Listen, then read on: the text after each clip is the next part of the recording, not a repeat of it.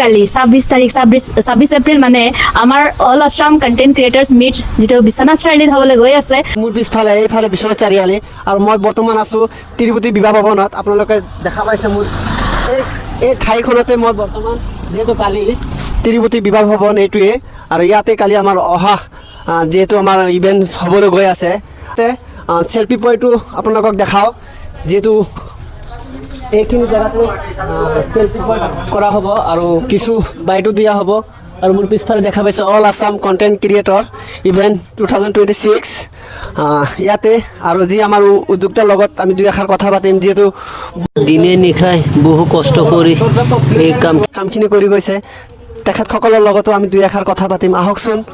সকলোকে নমস্কাৰ।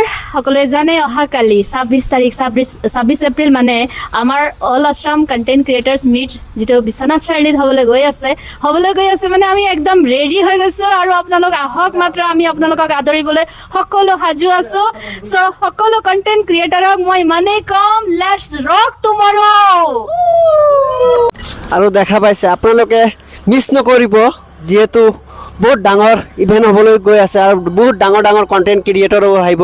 আপোনালোকে তেখেতসকলৰ লগত বহুত কিছু আলাপ আলোচনা কৰিব পাৰিব আৰু লগতে আপোনালোকৰ যদি ফেচবুক বা ইউটিউব বা ইনষ্টাগ্ৰাম কিবা প্ৰব্লেম থাকে সেইবিলাক কামো আপোনালোকে ছল্ভ কৰি ল'ব পাৰিব।